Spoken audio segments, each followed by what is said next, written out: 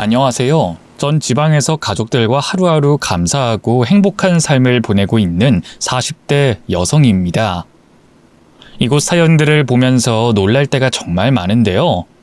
이곳에서 본 이야기를 가족들에게 전할 때면 가족들은 옆에서 웃곤 해요.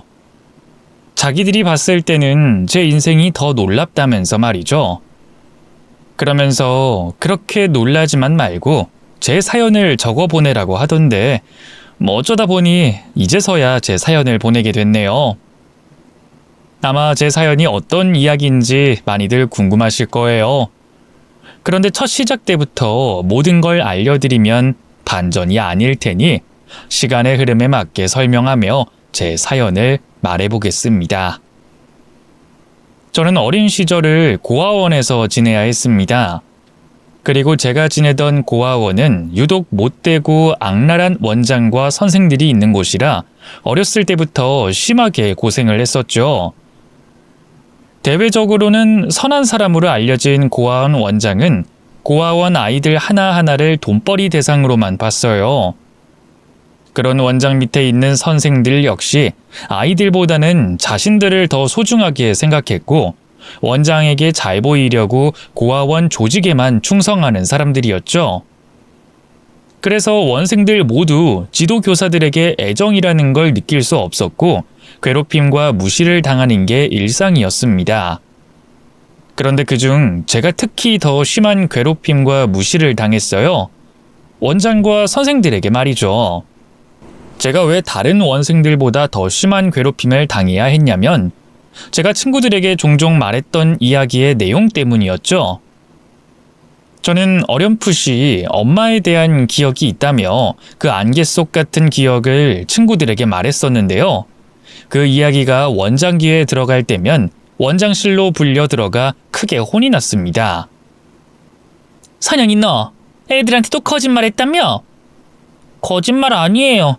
머릿속에 정말 엄마를 본 기억이 있어서 말했어요. 미친년. 야, 너한테 엄마가 어딨다고 엄마 기억이 남아있어? 너 아기 때 고아원 정문에서 발견됐다고 몇 번이나 말해. 그런데 엄마는 무슨... 너 계속 애들한테 거짓말하면서 분위기 흐릴 거야? 아니면 너 계속 거짓말하다 고아원 말고 정신병원에 갈래? 너 없는 기억 만들어내고 그걸 진짜인 것처럼 말하고 다니면 나도 어쩔 수 없어. 여긴 미친 애들이 있는 곳이 아니거든. 그러니까 너 같은 정신병자는 정신병원으로 보내야지.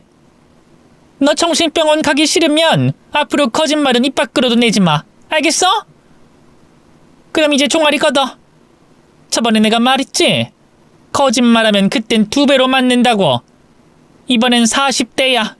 다음엔 80대고. 원장은 제 머릿속에 있는 기억이 헛된 바람과 상상력으로 만들어진 거짓 기억이라며 매번 혼을 냈고 아직 학교도 들어가기 전이었던 저에게 정신병에 걸렸다는 말까지 서슴없이 했습니다. 그때부터 원장과 선생들에게 제대로 찍히게 됐고 해야 할 일들이 늘어났어요. 아직 돌봄이 필요할 나이였던 저는 원장과 선생들의 지시로 다른 원생들을 돌봐야 했고 보육원 내 잡일도 맡아서 했습니다. 그러다 보니 언제부터인가 제가 보육원에서 가장 일찍 일어나고 가장 늦게 잠이 들게 됐죠. 선영이 너 지금 낮잠 잘 시간이야? 내가 시킨 건 다 했어? 그거 조금 이따가 하려고요. 어제 화장실이랑 복도 청소가 늦게 끝났거든요. 아침엔 식당 청소한다고 일찍 일어났고. 그래서 청소 빨리 못 끝낸 네 탓이지. 그게 다른 사람 탓이야? 너 그거 말고도 할 거 많아. 그러니까 낮잠 잘 여유 부리지 말고 얼른 내가 시킨 일 먼저 끝내. 너 선생님이 봐서 다행인 거야. 원장 선생님께서 보셨으면 또 원장실 끌려간다니까? 거기서 끝나? 깜깜한 징벌방 들어가서 몇 시간 동안 있어야 할 텐데. 싫지? 싫으면 어서 내가 시킨 일 하고 있어. 끝나면 생활관 뒤에서 할 일 있으니까 바로 선생님한테 오고. 보육원 내 잡일을 하는 분들이 있었지만 그분들보다 제가 더 많은 일을 해야 됐어요. 물론 어린아이가 가능한 일을 시키긴 했지만 그 일을 다 끝마치려면 하루 종일 바쁘게 움직여야 했습니다. 그래도 잡일을 하는 건 요령을 피울 수도 있었고 원장과 선생들의 괴롭힘에서 벗어날 수 있어서 꽤 좋았습니다. 정말 최악이었던 건 책임지지 않아도 되는 책임감을 지고 그에 대한 벌을 받는 일이었죠. 원장은 고아원 내 아이들을 이용해 돈을 벌었어요. 아이들 머릿수만큼 나오는 지원금이 부족하다며 원생들에게 일반 시민들 앞에서 불쌍한 척을 하라고 시켜 후원금을 받았죠. 또 그렇게 버는 돈 말고도 다른 곳에 우리들을 이용했습니다. 부업을 냈던 적도 많았는데 그건 별거 아니었어요. 정말 문제였던 건 원장이 저희에게 앵벌이를 시키는 거였죠. 혹시 앵벌이라고 하면 아실까 모르겠네요. 요즘엔 그런 아이들이 안 보이는 것 같은데 8, 90년대에는 어른들을 쫓아다니며 돈을 구걸하는 어린애들이 있었습니다. 그 아이들이 돈을 구걸하는 행동을 앵벌이라고 했죠. 원장은 고아원 내 눈치가 빠른 아이들을 추려 앵벌이를 시켰습니다. 그리고 밖에 나간 아이들을 관리하는 책임자 역할을 저에게 시켰죠. 원장이나 선생이 앵벌이를 하는 애들을 감시할 수도 없었고 제가 눈치가 많이 빠르다 보니 제게 그 역할을 시켰던 거죠. 이 책임자라는 말을 들으면 얼핏 좋아 보이겠지만 저도 다른 아이들과 똑같이 앵벌이를 해야 됐습니다. 오히려 책임자라는 이유만으로 원장에게 혼이 나야 했죠. 원장은 앵벌이로 원하는 만큼의 돈이 들어오지 않을 시에는 저에게 그 책임을 물었어요. 너 애들한테 일 시키고 노니? 네가 놀고 있으니까 애들도 놀고 있는 거야? 아니요. 저도 그렇고 애들도 정말 열심히 했어요. 그런데 경찰들도 많고 앵벌이하는 다른 애들도... 야! 무슨 변명이 그렇게 많아? 이 세상에 그런 변명들 다 따지고 들면 할 수 있는 일이 몇 개나 있을 것 같아. 내가 봤을 땐 네가 모범을 못 보이는 것 같아. 그러니까 밑에 애들도 엉망이지. 이번 일 네가 책임져야 되겠지? 자, 몇 대 맞을래? 몇 대 맞아야 정신 차리고 열심히 하겠어? 앵벌이를 하는 거야 나이가 들어가면서 하지 않아도 됐지만 그렇다고 고아원에서 생활이 나아지는 건 없었습니다. 앵벌이를 하는 대신 다른 노동을 해야 하는 건 마찬가지였고 나이가 들수록 더 높은 강도의 노동과 더 심한 수위의 체벌이 이어졌어요. 사실 말이 체벌이지 단순 폭행과 다름이 없었죠.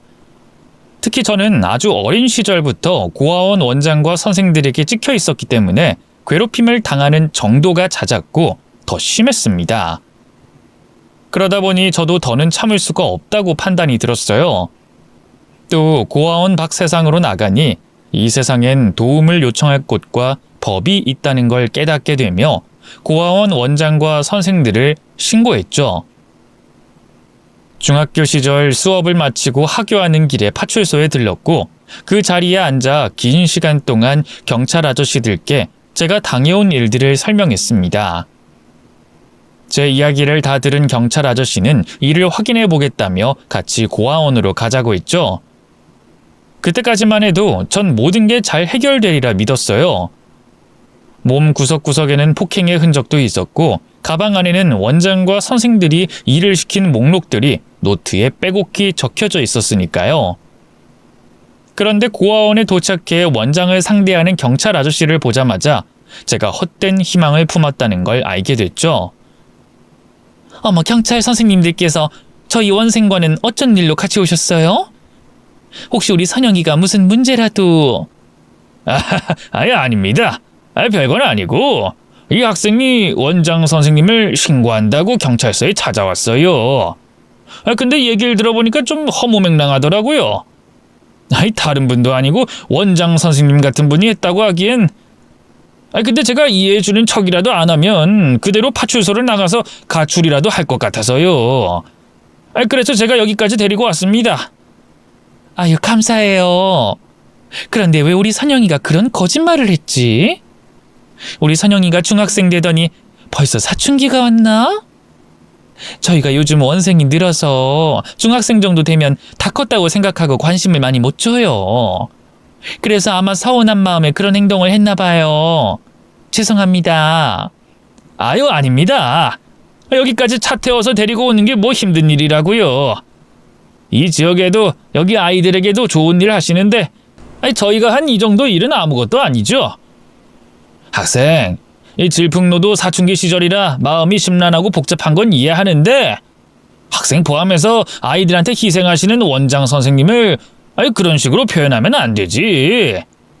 다음부턴 그러지 마. 알겠지? 아저씨, 아니에요. 저 여기 멍든 거 안 보이세요? 여기 양쪽 다 멍든 자국이라고요. 다리도 그렇고요. 제가 아까 한 말도 전부 사실이에요. 선영아, 너 그만해. 요즘 학교에서 질 안 좋은 애들이랑 어울려도 내가 널 믿고 모른 척 해주고 있었는데 이렇게까지 해? 그리고 누가 몸을 함부로 해도 된다고 했어? 너 다치면 선생님 마음에 피멍든다고 했지? 근데 너 정말... 아이고 뭐 이러려고 말한 건 아닌데 죄송합니다 원장 선생님. 이제부턴 저희가 끼어들 일이 아닌 것 같으니 그만 돌아가 보겠습니다. 네, 감사합니다. 아이 때문에 멀리 못 나가니 이해해 주세요. 그럼 조심히 돌아가세요. 아저씨, 경찰 아저씨, 그냥 가시면 안 돼. 가지 마세요. 저도 데려가 주세요. 야, 너 상황 파악 안 돼? 네가 애타게 찾는 경찰 아저씨들 갔어. 나갔다고. 그리고 너 방금 무슨 일이 있었는지 직접 보고도 도와달라는 말이 나와? 네가 이제까지 나한테 당했던 일들을 말했을 때 경찰들이 니년 말을 믿든? 왜 안 믿을 것 같니? 왜 경찰들이 널 내 앞으로 데리고 왔을까? 몰라? 내가 알려줄까? 이 세상엔 너 같은 고아년 말을 믿어줄 사람이 없어. 왜냐면 세상 사람들은 니년 같은 고아들, 여기 고아원에 있는 애새끼들에게 심각한 문제가 있다고 생각하거든. 거기다 나를 나쁜 사람이라고 하면 그 말을 믿겠니? 사랑으로 고아 애새끼들을 품어주는 나를 못된 년이라고 생각할 것 같아? 네가 무슨 말을 하든 네 몸에 무슨 흔적이 있든 사람들은 네 말 안 믿어. 설령 네 말을 믿는다고 해도 내가 널 문제아라고 한마디만 말하면 넌 문제아로 낙인 찍혀서 네 말에 힘을 잃는다고. 그때부턴 네가 무슨 말을 하든 사람들은 네 말을 들어주지 않아. 그리고 난 너 따위 문제아도 사랑으로 품어주려고 어떻게든 바르게 키우려고 하는 아주 희생적인 고아원 원장 선생님이 되지. 그러니까 다시 한 번 더 이런 소동 일으킬 생각하지 마. 알겠어? 네. 그럼 주인은 이 정도로 주는 걸로 하고 이제 잘못한 일에 대한 혼이 나야겠지? 옷주머니나 옷 안에 다칠 만한 거 있으면 꺼내. 오늘 체벌은 아주 심할 테니까. 경찰이 돌아가고 난 뒤 아주 당연하게 체벌이라는 이름 아래 원장의 폭행이 시작됐습니다. 그날 저는 원장에게 몇 시간에 걸쳐 겉으로 드러나지 않는 곳들을 심하게 얻어맞아야 했고 폭행이 끝난 뒤에는 좁디 좁은 징벌방이라는 곳에 갇히게 됐죠. 그리고 일주일 내내 폭행을 당하는 시간 외에 그 징벌방에 갇혀서 지냈습니다. 학교도 갈 수 없었어요. 원장이 학교에 전화해 제가 몸이 아파 며칠 동안 결석을 할 것 같다고 말했거든요. 식사는 하루에 한 번, 원생들이 먹고 남은 음식을 꿀꿀이죽처럼 한 곳에 섞어서 줬죠. 하루하루가 고문과 같았던 그 시간이 정말 고통스러웠습니다만 그것보다 더 저를 힘들게 했던 건 이 세상에 날 도와줄 사람은 없고 도움을 요청할 수도 없다는 절망감이었습니다. 그때부터 모든 걸 포기하게 됐죠. 원장과 선생들이 괴롭히면 저항 한 번 없이 괴롭힘을 당했고 지시하는 일이 있으면 다른 생각하지 않고 지시한 일을 했어요. 고아원에 있는 기간 동안 나란 인간은 죽었다고 생각하고 지내게 됐죠. 그런 지옥과도 같은 생활을 하며 딱 한 가지 희망을 품었습니다. 바로 성인이 돼 고아원을 퇴소하는 날이었죠. 매일매일 지나간 날을 달력에서 지우고 고아원 퇴소까지 남은 날을 세고 있는 게 저에겐 그 지옥 속 유일한 낙이었고 희망이 됐습니다. 하지만 시간은 너무나도 천천히 흘러갔어요. 그나마 학교를 다닐 때는 시간이 좀 빠르게 지나갔습니다만 방학이 되면 하루가 1년 같았고 일주일이 10년 같았죠. 거기다 방학 때는 새벽부터 밤까지 쉬지도 않고 고아원 일을 해야 됐습니다. 다음날 학교를 가지 않아도 됐으니 더 늦은 시간까지 고아원 원장과 선생들이 지시한 일을 해야 됐죠. 그 충격적인 진실을 듣게 됐을 때도 딱 그랬어요. 방학이라는 이유로 늦은 시간까지 원장과 선생들이 지시한 일을 마친 다음 방으로 돌아가던 중이었죠. 그런데 고아원에 있는 사람들 모두가 잠들어 비상구등만 밝혀져 있어야 하는 그때 식당에서 불빛이 새어나오고 있었습니다.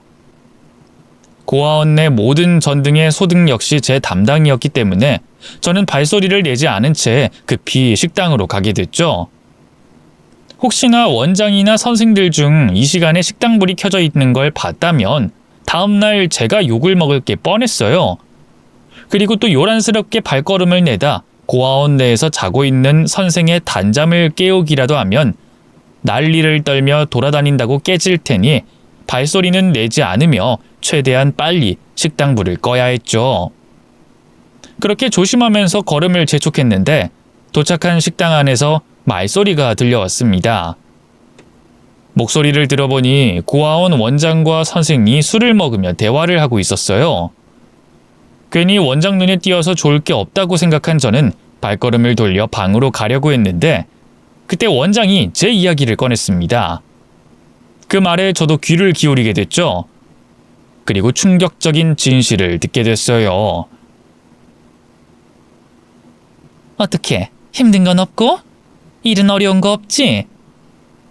네, 원장 선생님께서 워낙 잘 배려해 주셔서 잘 적응해 나가고 있습니다. 있습니다? 내가 우리 둘이 있을 때 말 편하게 하라고 했잖아. 죄송해요, 이모. 다른 선생님들 앞에서 말 실수 안 하려고 하다 보니까 실수도 좀 해도 돼. 어차피 다른 선생님들도 네가 내 조카라는 거 알고 나 죽으면 네가 여기 물려받을 것도 알아. 내가 남편이 있니? 숨겨둔 자식이 있니? 이런 상황에 조카인 네가 왔으면 다들 그 정도 눈치는 채지. 그러니까 티도 좀 내도 돼. 그래도 아직은 열심히 하는 모습 보여야죠. 근데 이모, 뭐 하나 물어봐도 돼요?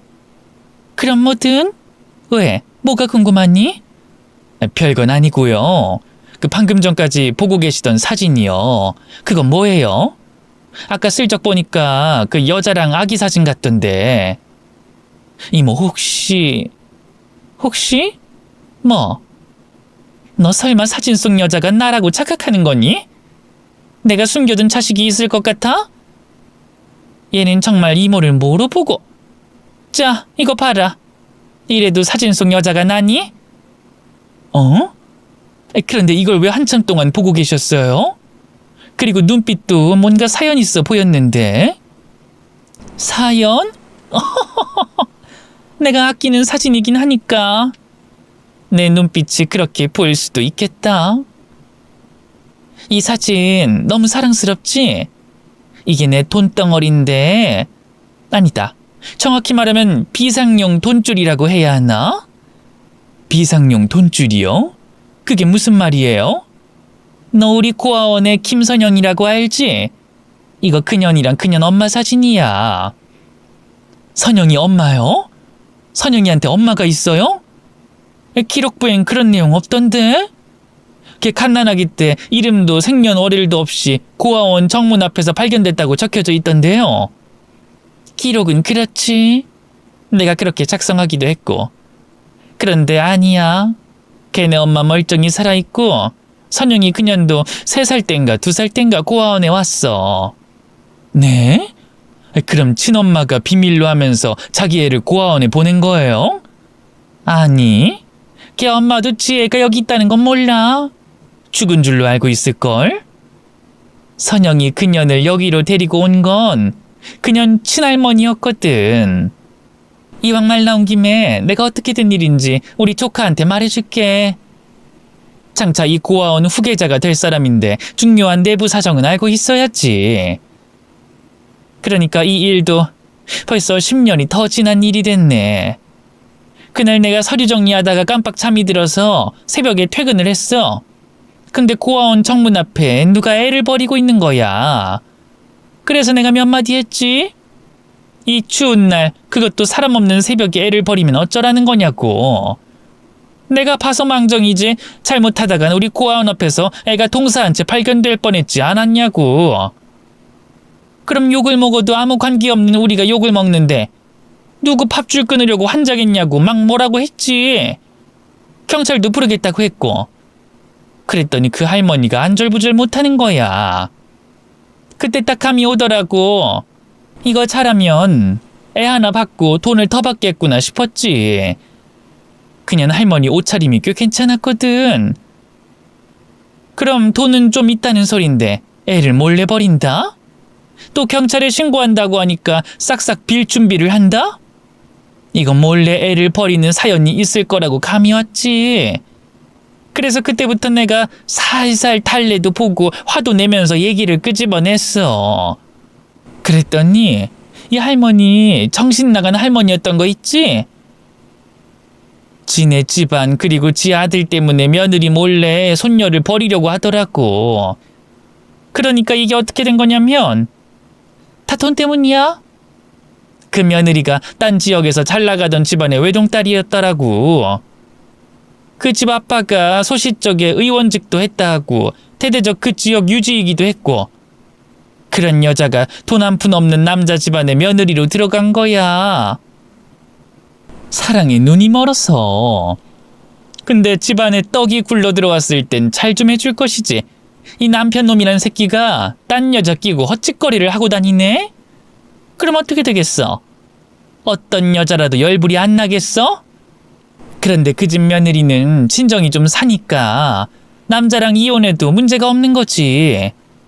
그래서 이혼하려고 했는데 이걸 그년 할머니가 눈치챈 거야. 그리고 어떻게든 막으려고 했고.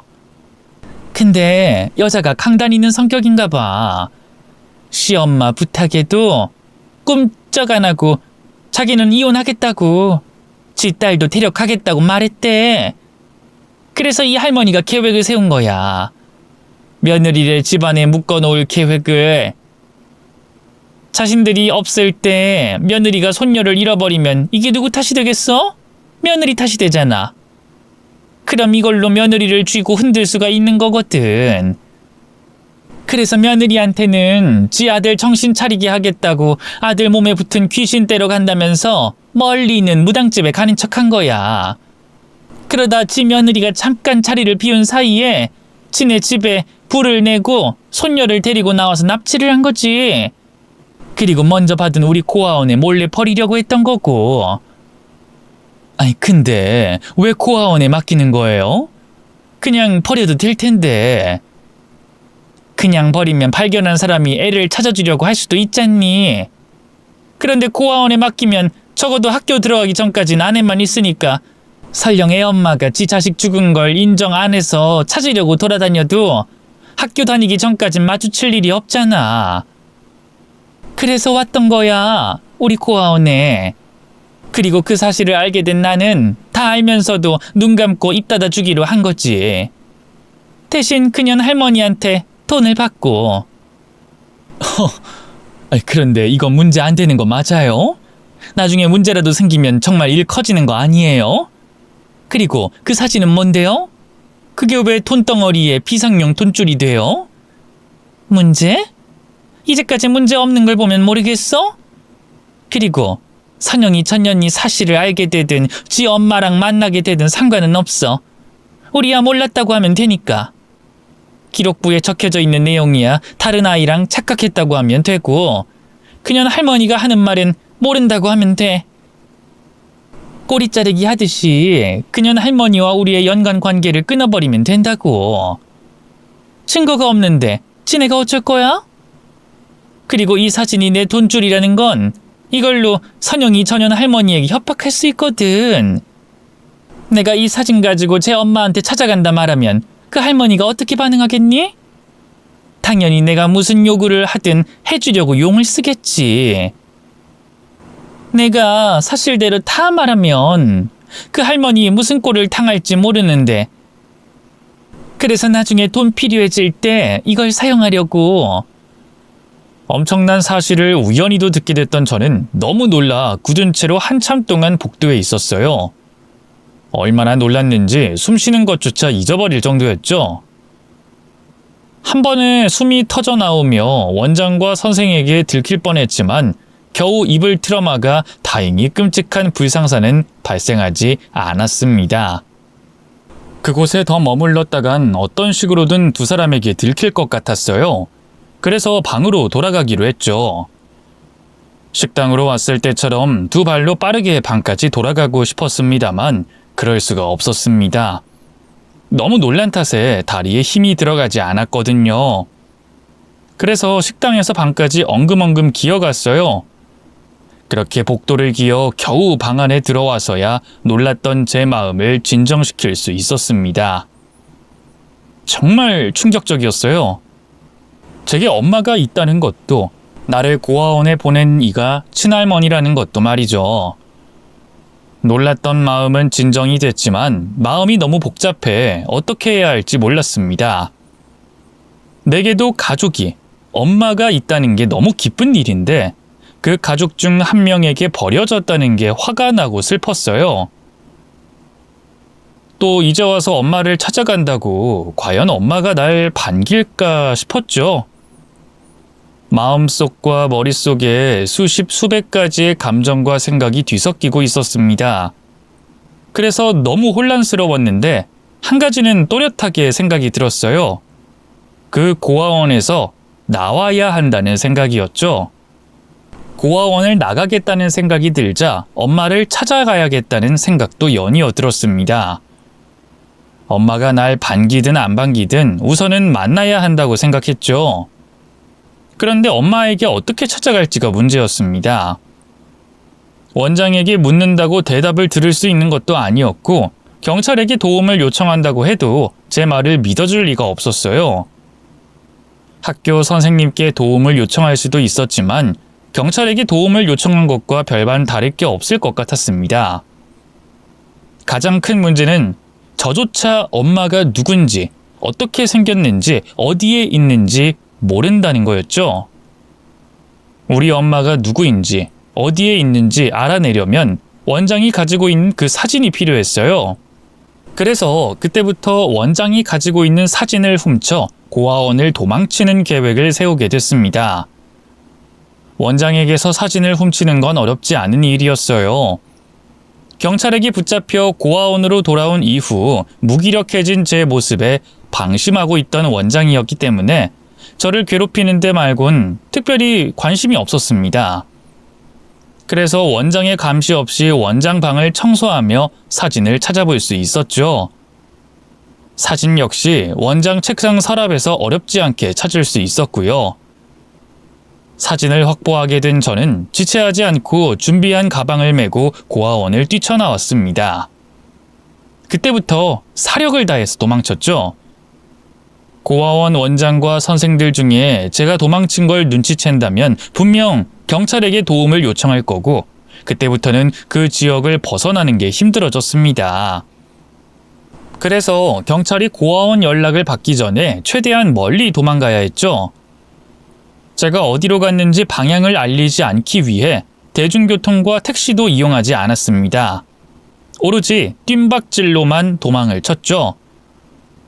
한참을 뛰고 걸어 도망을 쳤고 이 정도 거리라면 택시를 타도 되겠다 싶어 택시를 이용해 다른 지역으로 넘어갔습니다.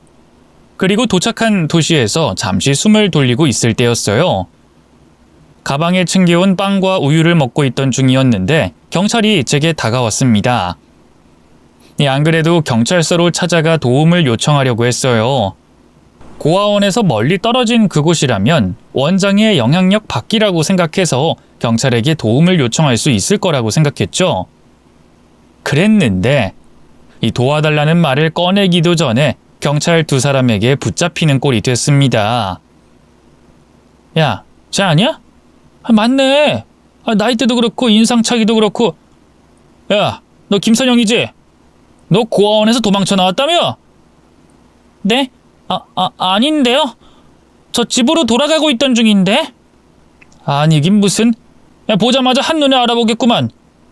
야, 먹여주고 입혀주고 재워주는 곳을 왜 나와? 너 고아 주제 갈 곳이 어딨다고? 하여튼 요즘 것들은 작은 것에도 고마울 줄 몰라요. 너 아저씨들 힘들게 하지 말고 얼른 경찰차에 타. 너네 고아원 원장님께서 너를 얼마나 걱정하시는 줄 알아? 너 찾겠다고 인근 주변 경찰서에 전화 얼마나 돌리셨다고? 저 경찰 아저씨, 그 고아원 원장 진짜 못된 사람이에요. 저 그곳에 있었을 때부터 지금까지 그곳 원장과 선생들에게 학대당했어요. 정말이라고요. 여기 상처들 보이시죠? 여기 말고도 몸 구석구석 이런 상처가 많은데 이것들 전부 그 원장이 때려서 생긴 거예요. 정말이에요. 저 엄마한테 가야 돼요. 저 고아 아니에요. 전 엄마가 있다고요. 제발 저를 엄마한테 데려가 주세요. 제 가방에 저희 엄마 사진도 있다고요. 이게 벌써부터 발랑 까져서 경찰 앞에서도 거짓말을 하네? 야, 너 고아원에서 나고 자랐다며? 우리 너에 대해서 다 알아. 근데 뭐 엄마를 찾아달라고? 이 조그마한 게 정말. 조용히 하고 얼른 차에 타. 원장은 제가 멀리 도망칠 거라고 예상했는지 멀리 떨어진 경찰서까지 연락한 모양이었어요. 이번에도 경찰은 고아가 고아원에서 도망을 쳤다는 이유로 제 말을 믿어주지 않았죠. 결국 두 사람 손에 붙잡혀 경찰차에 타기 직전까지 몰렸고 메고 있던 가방도 빼앗겼습니다. 하지만 이대로 순순히 경찰차에 올라탈 수 없었어요. 고아원으로 다시 돌아갈 수 없었으니까요. 그래서 죽을 힘을 다해 저항하고 있었는데 제 가방을 가져갔던 경찰이 크게 놀라며 제게 되물었습니다. 야, 너 가방 속에 네 엄마 사진이 있다고 했지? 그럼 이게 네가 말한 네 엄마 사진이야? 네, 그 사진 속 여성이 우리 엄마예요. 그리고 거기에 나와 있는 애가 저예요. 제 친할머니라는 사람이 엄마 몰래 절 고아원에 넘겼다고요. 엄만 제가 화재 때문에 죽은 줄 알고요. 이게 진짜 너네 엄마라고? 이 세상에. 아이, 뭔데 그렇게 놀라? 누군데? 에? 아니, 이번 김 의원님 따님 아니야? 아니 근데 이게 왜? 아이 경사님, 이거 사실이면 어떡하죠? 아이, 사실은 무슨. 너 보육원에서 도망쳐 나온 애 말을 믿냐? 사진은 어디서 주웠겠지. 아이 근데 김 의원님 따님 집에 불이 났다는 건 맞잖아요. 아 그때 자제분 시신이 발견 안 됐다고 주장해서 이분이 애를 찾아다녔다면서요. 아, 저 경찰청에 있을 때도 그 얘기로 시끌시끌했는데. 아유, 설마. 아이, 혹시 모르니까 확인이라도 해보죠. 아니, 나중에 잘못되면 저희만 큰일 나는데. 엄마 사진을 보며 수근거리던 경찰들 중 한 명은 다급히 공중전화 근처로 다가가 당시 휴대폰으로 전화를 걸었습니다. 그리고 한참 동안 통화를 한 뒤 다시 돌아와 초조한 모습으로 제 곁에 있었죠. 당시 저는 경찰이 전화를 걸었던 곳이 엄마와 관련이 된 곳인지 아니면 고아원 원장 쪽인지 몰랐기 때문에 경찰 두 사람의 눈치만 보고 있었어요. 경찰은 제 눈빛과 물음을 피하며 딴청을 피우고 있었고요. 그러다 한 3, 40분 정도 시간이 흘렀을 때 차량 한 대가 제가 있는 쪽으로 오는 게 보였고 그 차 안에서 누군가가 내려 달려오고 있었습니다. 제가 있는 쪽으로 울면서 달려온 여자는 제 쪽으로 오자마자 제 얼굴과 몸 구석구석을 살펴보며 확인했어요. 그 순간 저도 눈앞에 있는 여성이 누군지 깨닫게 됐죠. 그날 원장에게 훔친 사진 속에서 처음으로 보게 됐던 엄마라는 걸 말이에요. 나이가 든 모습이었지만 엄만 사진 속 모습과 똑같았습니다. 그래서 내 엄마가 맞냐고 물어볼 것도 없었죠. 엄마도 저를 자신의 딸이라고 확신했는지 제 얼굴을 감싸고 쓰다듬다 이내 껴안고 오열했습니다. 우리 두 모녀는 말 한마디 하지 않고 서로를 알아봤어요. 그리고 아무 말도 하지 않은 채 한동안 서로를 안고 눈물을 흘렸죠. 이후 시간이 흘러 감정이 진정된 엄마는 당황하고 있는 경찰들에게 감사하다는 인사를 했습니다. 그러자 경찰들은 조금 전 저와 있었던 일로 자신들에게 피해가 갈까 걱정이 됐는지 저와 있을 때와는 다른 태도를 보였죠.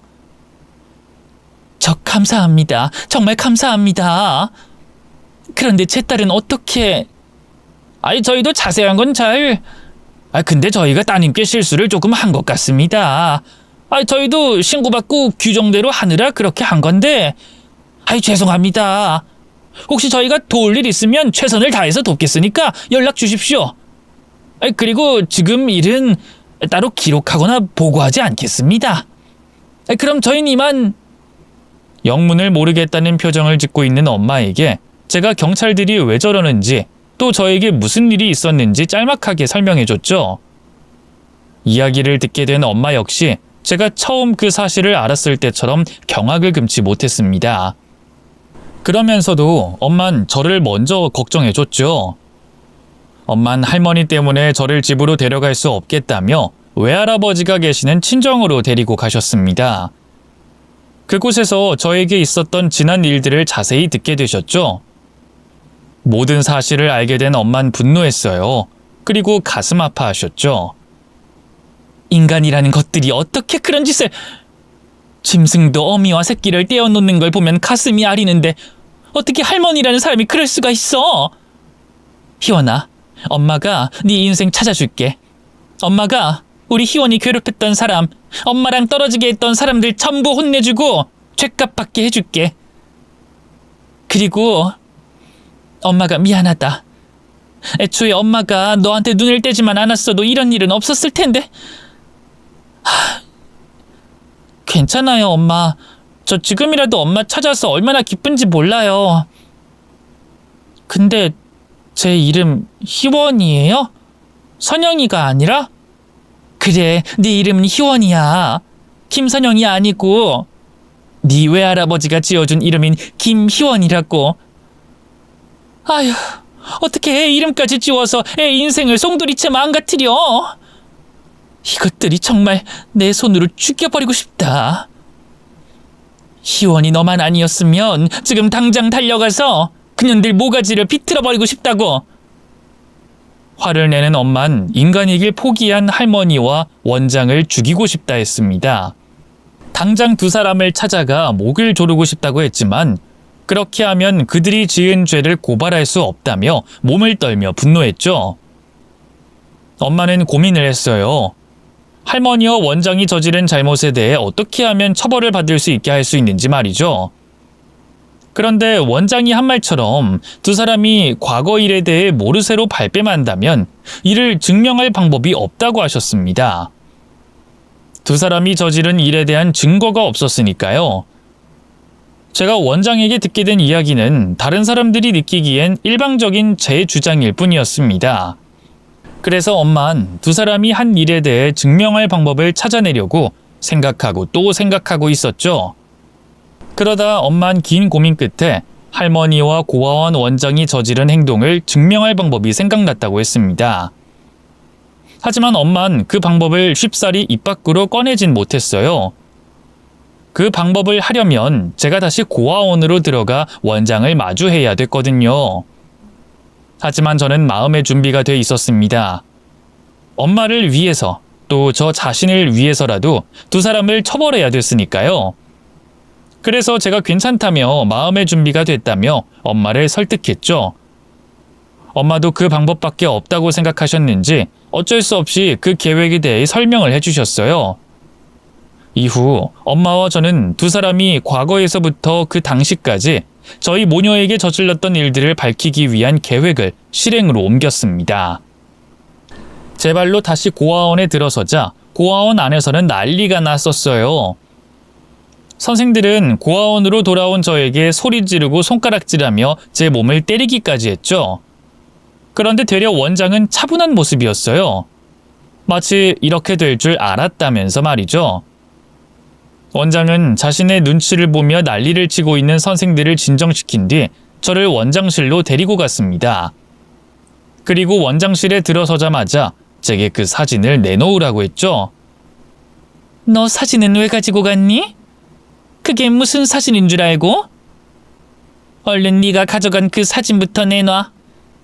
설마 그새 잃어버린 건 아니지? 사진은 잘 가지고 있어요. 근데 지금 당장 주진 못하겠어요. 그 사진 어떤 사진인지 알게 됐으니 저 다 엿들었어요. 저에게 엄마가 있다는 것도 할머니가 저를 이곳에 버리고 갔다는 것도 말이죠. 그리고 원장 선생님께서 모든 사실을 알고도 묵인하고 그 대가로 돈을 받았다는 것까지 모두 들었어요. 뭐? 네가 어떻게... 아... 그때 쥐새끼 소리가 난다고 했는데 그 쥐새끼가 너였구나. 옛말이 틀린 게 하나 없네. 낱말은 새가 듣고 반말은 쥐가 듣는다더니 그래서 그 사진 챙겨서 도망쳤던 거였어? 그런데 일이 생각처럼 잘 풀리지 않았나 봐? 어떻게 다시 여기로 돌아왔네? 왜? 그 사진만 가지고는 엄마 못 찾겠어? 며칠 찾다 보니까 느껴져? 모래시장에서 판을 찾기라는 게? 모든 걸 인정하고 사죄하세요. 할머니랑 경찰서 가서 자수하면 저 개인적으로는 더는 원망하지 않을게요. 뭐? 이게 어디서 헛소리야? 야, 너 여기 왜 다시 돌아왔어?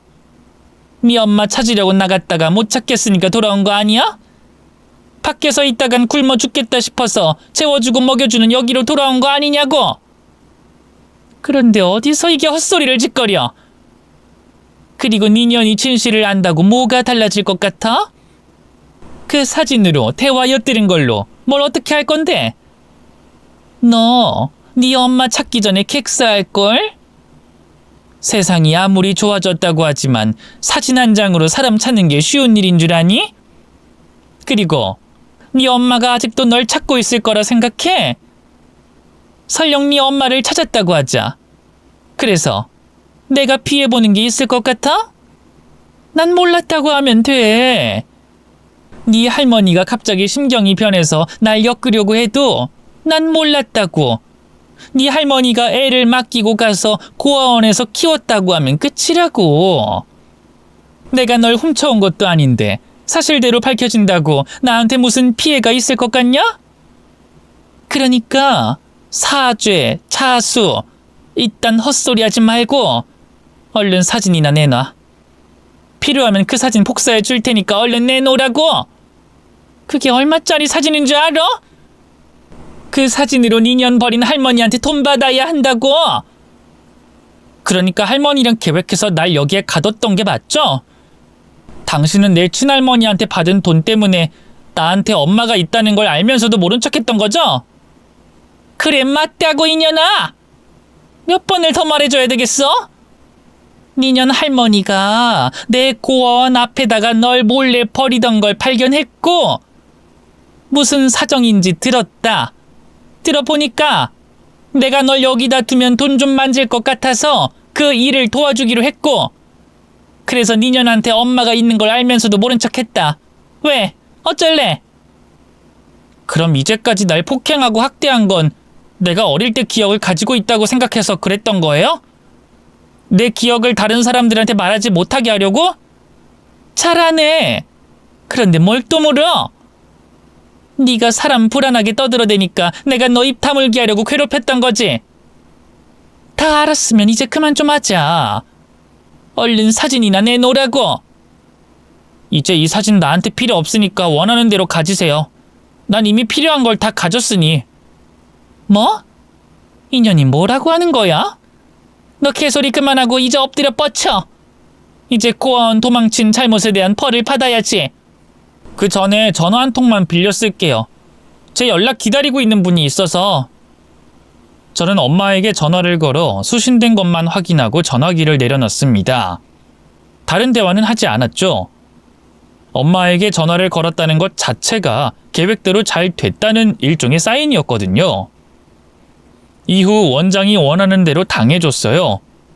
이전과 다르게 자신에게 겁을 먹지 않는 제 태도에 화가 났던 원장은 손과 발을 쓰면서 저를 폭행했습니다.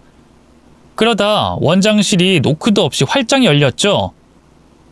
고아원 사람들 중 그 누구도 원장실을 노크도 없이 열 사람은 없었어요.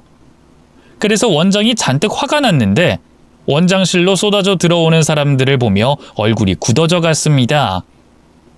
원장실로 쏟아져 들어온 사람들이 경찰이었거든요. 또 그 많은 사람들 중에는 저희 엄마도 있었고요. 뭐야 당신들?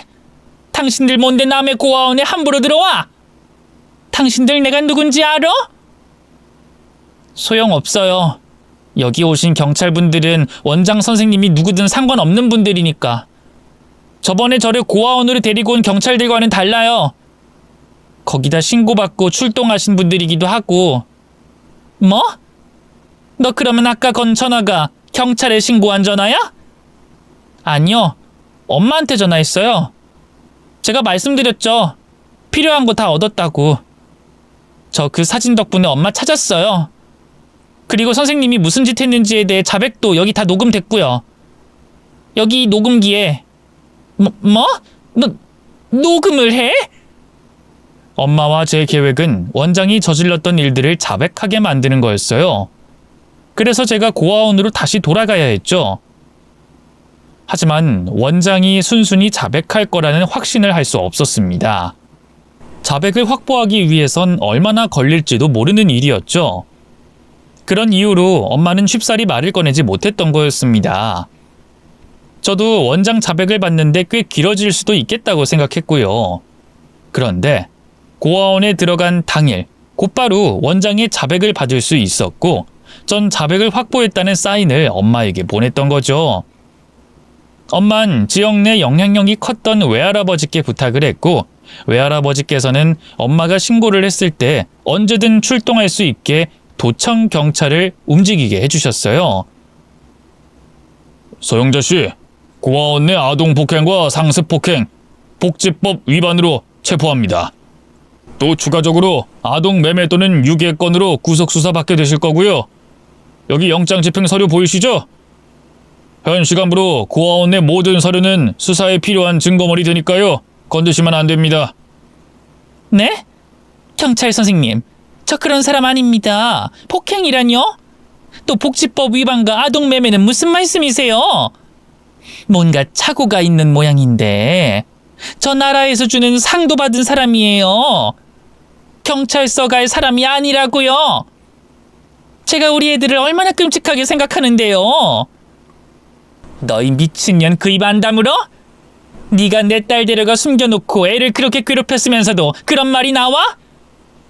내가 너 죽이려다 말았어. 알아? 너 같은 년 다시는 어린애들 곁에 못 있게 하게 하려고 고아원 운영 못하게 하려고 참았다고. 법적인 심판 받아서 네 년이 어떤 년인지 사람들에게 알리려고 겨우겨우 참았어. 그런데 자백까지 해놓고 증거까지 있는 마당에 그런 헛소리를 뱉어? 이 미친년. 너 내 딸 인생 어떻게 책임질 거야?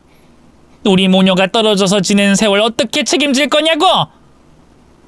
원장이 경찰에게 잡히자 엄만 이제까지 참아왔던 화를 모두 다 풀어냈어요. 원장의 머리채와 옷가지들을 잡고 사정없이 잡아 뜯었죠. 흥분한 엄마를 말리는데 출동한 경찰 인력의 대부분이 움직여야 했습니다. 그리고 엄마를 겨우 말려 진정시켰을 땐 원장은 이미 엉망이 된 상태였죠. 이후 저를 괴롭혔던 고아원 선생들 역시 엄마의 손에 원장과 같은 최후를 맞았어요. 이 모든 일을 계획했던 할머니도 마찬가지였죠. 아니, 제가 어떻게 여기에 있냐?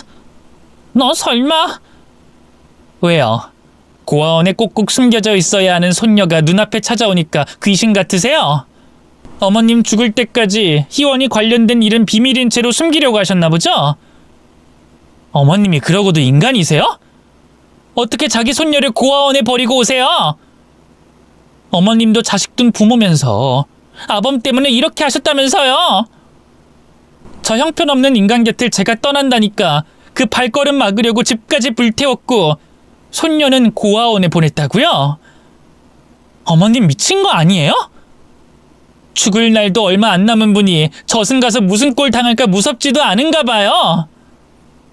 무슨 말을 하는 거냐? 난 네가 무슨 말을 하는지 모르겠구나. 경찰서에 잡혀왔는데도 끝까지 오리발을 내미시겠다? 그래, 살 날 얼마 안 남은 연예계 교도소 생활이 얼마나 무섭게 느껴지겠어. 그럼 내가 당신이 가장 무서워하는 걸 말해줄까? 앞으로 당신 아들 인생이 어떻게 꼬여가는지 교도소에 들어가기 전 다 말해줘. 네 아들 내가 완전히 부숴버릴 거야. 이혼은 당연하고 우리 집안 힘을 빌리든 내가 직접 행동으로 옮기든 네 아들 폐인으로 만들 거라고. 하기야 지금도 우리 아버지 도움 없으면 폐인이나 다를 게 없지. 평생을 나한테 의지해서 살아왔으니까. 자, 뭐부터 시작할까? 이혼 다음엔 우리 아빠가 차려준 가게부터 뺏어야 되겠지? 그 다음엔 당신 아들도 이번 일과 엮어서 손해배상 청구도 해볼까? 그리고 그 다음엔 얘 현정아, 내가 잘못했다. 내가 너랑 희원이한테 정말 몹쓸 짓을 했어. 내가 이렇게 무릎 꿇고 빌게. 그리고 내 죄도 다 인정하마. 그러니 우리 아들만은 제발 건들지 말아다오. 응? 아직 본격적인 건 시작도 안 했는데 벌써 이렇게 나오면 안 되지. 내 딸이 10년 넘게 그곳에서 어떻게 지냈는데, 나야 내가 못난 엄마라 그 시간 고통 속에 살았다고 해도 내 딸 희원이가 당신들 때문에 혼자서 힘들게 살아온 건 절대 용서 못해. 앞으로 기대해. 당신 아들 꼬꾸라질 때마다 내가 당신 면회 와서 그 소식 알려줄 테니까. 당신이 저지른 잘못 평생 후회하게 해줄게. 죽어서도 편히 눈 못 감게 해줄 테니까 기대하라고. 엄마가 하는 말에 겁을 잔뜩 먹었던 할머니는 과거 원장과 거래를 약속한 서류까지 경찰에게 증거로 제출하며 자신의 죄를 나서서 밝히려 했습니다. 결국 할머니는 약취 유인과 아동 매매로 처벌받게 됐죠. 원장은 좀 더 죄명이 많았어요. 저에게 10년 넘게 해왔던 학대 행위 이외에 다른 원생들에게 했던 악행들도 밝혀지면서 말이죠. 두 사람 모두 교도소에서 장기간 수감 생활을 하게 됐어요. 두 사람을 처벌한 엄마는 아빠와도 이혼했습니다. 할머니를 용서할 수 없었기 때문에 기존에도 아빠와 이혼할 생각이었지만 아빠가 할머니를 옹호하는 바람에 뒤도 돌아보지 않고 이혼하게 됐죠. 저는 고아원에서 돌아온 뒤 아빠라는 사람을 만나본 적이 없었고 저에게 큰 관심 없는 아빠를 보며 애틋한 감정을 느끼진 못했습니다. 그리고 엄마에게 아빠가 얼마나 형편없는 사람인지 들었기 때문에 아빠라는 사람이 제 인생에서 사라지는데 별다른 감정을 느끼지 못했죠. 이후 모든 것이 정리된 다음엔 정말 행복한 시간을 가지게 됐어요. 외할아버지 댁에서 엄마와 함께 지내게 됐거든요. 처음으로 느껴보는 감정이 정말 많았습니다. 그 당시 제 나이가 17살이었는데 그동안의 삶을 허투루 살았다고 생각될 만큼 수백 수천 가지의 새로운 감정들을 느끼게 됐죠. 가족들과 보내는 매일매일이 새로움의 연속이었어요. 또 무조건적인 사랑을 받는 게 얼마나 기분 좋은 일이고 삶을 살아가는 데 있어 힘이 되는지 알 수 있었죠. 그 일이 있기 전까지 느껴보지 못했던 감정이었기 때문에 더 소중하고 감사하게 생각됐습니다. 그래서 그 감정들을 잃고 싶지 않아서 가족들이 제게 주는 사랑에 보답하려고 정말 열심히 살았어요. 지금도 항상 가족을 최우선으로 두고 지내고 있고요. 안타깝게도 외할아버지께서는 오래전 세상을 떠나시게 되셔서 더는 사랑하고 감사한 그 마음을 표현할 수 없습니다만 엄마는 제가 모시고 살면서 항상 감사한 그 마음을 매일 표현하고 있습니다. 이젠 저도 세월이 흘러 엄마가 됐는데요. 그때 일을 생각하면 엄마 마음이 얼마나 아팠을까 싶어요. 그래서 엄마께 더 잘하려고 더 많은 시간을 함께 하려고 노력 중이죠. 이제 이야기를 마무리하며 제 바람을 하나 말하고 싶은데요. 엄마가 오래도록 건강하게 제 곁에 계셔 주셨으면 좋겠어요. 그리고 저와 같이 있는 시간 동안 행복한 기억 많이 만드셨으면 좋겠고요. 혹시 이 이야기를 듣고 계실 엄마에게 제 진심을 다해 사랑한다고 전하며 저는 사연을 끝마치겠습니다. 그럼 사연을 읽어주신 분들께 먼저 감사하다는 인사드리겠고요. 엄마, 딸 희원이가 정말 많이 사랑해요. 항상 건강하게 우리 가족들 곁에 있어주세요. 우리 오늘도 내일도 그리고 앞으로도 계속 행복한 기억 많이 만들어요. 사랑해요, 엄마.